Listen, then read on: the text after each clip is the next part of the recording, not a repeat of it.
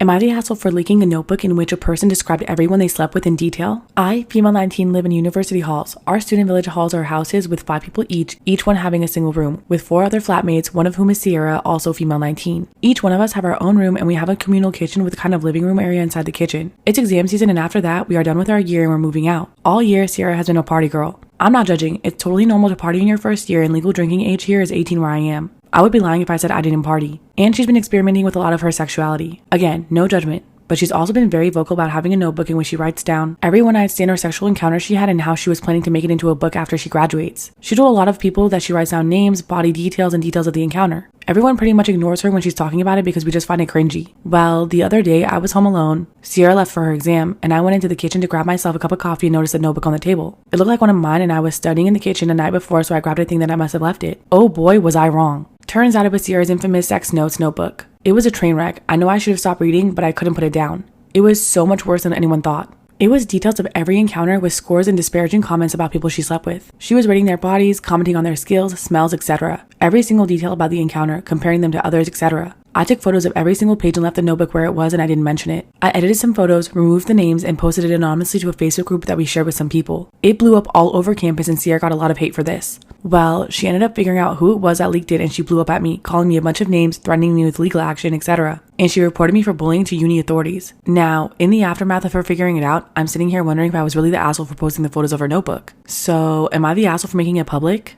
Today I messed up by asking my fiance to share a secret. Last night I, 30 male, suggested that my fiance, 28, and I tell each other whatever secret we might still have in order to purge ourselves before our wedding coming up. We were both in bed, almost asleep, so I didn't really expect an answer from my fiance at that time of the night, let alone a serious one, until she decided to tell me that she used to be a bully in high school. I laughed when I heard the word bully because I struggled to imagine my fiance being mean to others, even as a teenager, but the more information she provided, the quicker I shut up. At first, most of the details she described were messed up but forgivable in my opinion, like tormenting girls who couldn't stand up for themselves, hooking up with boys who were in relationships, spreading lies about others, etc. However, my fiance mentioned something that she did back in those days that made me instantly regret initiating this topic. She said that she SA'd multiple boys in high school. One of those poor boys she practically forced into it against his will. According to her, the boys were all younger and more vulnerable, which was part of the appeal, as she put it. She made it clear to me that none of it was consensual. My fiance began crying and asked me to say something. Not gonna lie, I struggled to speak, but once I was able to open my mouth, I asked if she made any attempts since high school to find the boys, who are obviously adults now, and at the very least apologized to them. My fiance said no and got even more emotional. I suggested that we do what we can to locate each of the men that she's victimized and arrange to meet them if they allow us.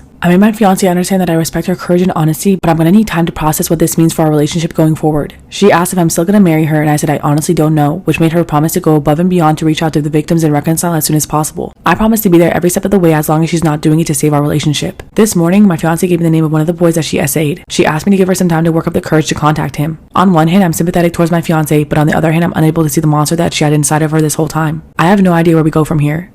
I, female 27, am a stay-at-home mom of 3. I have a friend, Kayla, 27, whom I met in college. I got pregnant in my last year and considered dropping out, but I pushed through and she helped me with a lot of my coursework. After we graduated, she continued with her master's and now has an excellent job. I'm not sure what exactly she's doing, but it sounds important and she has an amazing salary. Her boyfriend, Tristan, male 30, works with her and they have no kids, meaning 2 incomes but no responsibilities beyond basic bills. My husband and I have been struggling financially for a while now. Having 3 kids in this economy isn't easy. Kayla's known about my issues and she loaned me money occasionally to help me pay my credit cards. She's been very patient with me paying it back. The other day, she'd been telling me about how she has her summer planned. She's going to some concerts and then she's traveling abroad because her work allows her a lot of annual leave. I got sad and asked how much it's going to cost. I wish I could do something similar. And she changed the topic, not wanting to answer questions about money. She's done that before. She told me that she hates talking about finances with friends. It makes her uncomfortable. But I pushed and eventually she told me. It was a lot of money. I admit I got very jealous and called her selfish to spend so much money on silly little trips when she could have helped me by paying my mortgage. She wasn't happy and told me that she already helped me a lot and she can do with her money what she wants, and told me that I should consider finding a job and stop trying for another kid. I told her that how many kids I have is none of her business, but as a friend she should be supportive. She left and hasn't been picking up my phone call since. My husband agrees with me that she's selfish and should have helped us, but my sister told me that I'm in the wrong. I'm wondering, was I really the asshole for telling her that she's selfish for paying for trips instead of helping me financially? Am I wrong for asking my pregnant coworker to cover up? The title sounds bad, I'll admit, but maybe the circumstances make me redeemable? I doubt that, but let's see. I have this coworker who is super pregnant and going on maternity leave soon. She usually wears long sleeve shirts with a crew neck or t-shirts around the office since her belly has become noticeable. It's not technically dress code, but we're supposed to wear more business dress, but I understand that she's pregnant and wants to be comfortable. Okay, who are you? Why do you care? Again, why do people care? Why do you care so much? A lot of these problems people create for themselves because they care when they shouldn't. None your business. The thing is that she is a very attractive person, so the thing is that she's a very attractive person, so the tighter casual clothing, I'll admit, has made it kind of hard not to look at her sometimes. That's a you problem. 100% a you problem. I didn't want to include this part. I know it'll get me labeled as a creep by some, but I want to be unbiased in telling this. Lately, I've started getting quite disturbed because she touches her belly a lot, which of course draws the eye there. Sometimes you can see her whole stomach jolt, which I assume is the fetus kicking, and it's very off-putting. I've tried just not looking, but sometimes she comes to my desk to ask a question or drop something off, so I'm sitting and the stomach is in my face, and it seems like her belly is trying to reach out and get me with some of the movements, and it's really weird. You know that song in Lion King, The Circle of Life? That's the circle of life. Grow up. Yes, she has a human being in her belly. It's gonna move. That is not off-putting. I can't say why, but seeing it move so aggressively just gives me the heebie-jeebies. I politely asked her if she could maybe start wearing bulkier sweaters or hoodies to minimize the obviousness of her stomach movements. Oh my god.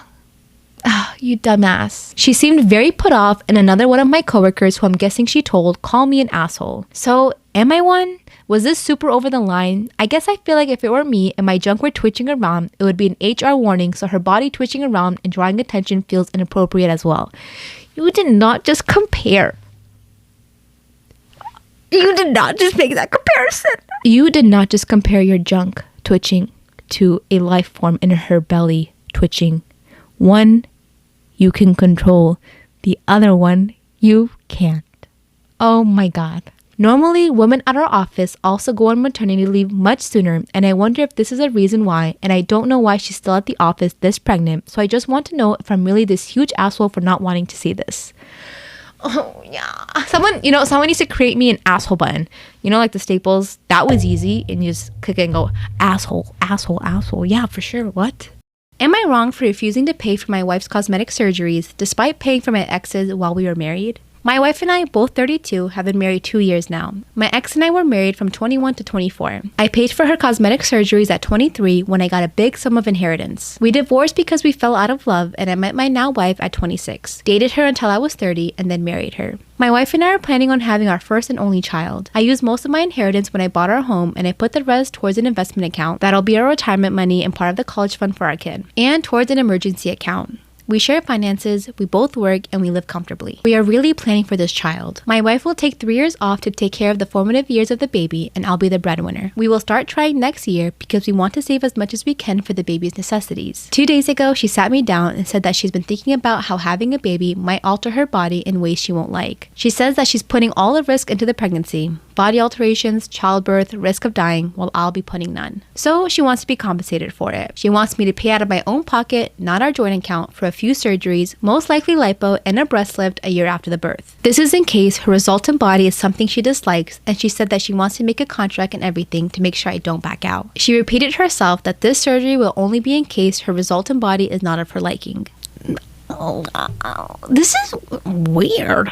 Thing is, aside from the emergency fund I have and our savings for the baby, I don't have any money for that. I told her as much, and she said I could take a loan or something to pay for it. When I tried to protest, she reminded me how I paid for my ex's surgeries despite having no kids with her. I said it wasn't fair because even if she was asking 2 years before, I'll most likely not have any money since we are still saving for our kid, and I'll have to put all of our money towards the house and our care while she's a stay-at-home mom. She said I should think about it, but I said my answer was a total no, and she called me an asshole.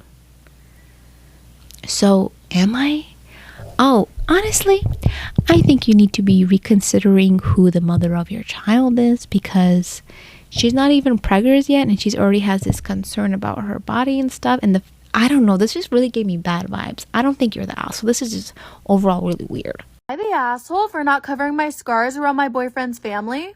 I, 25 female, have significant scarring on both of my arms and legs.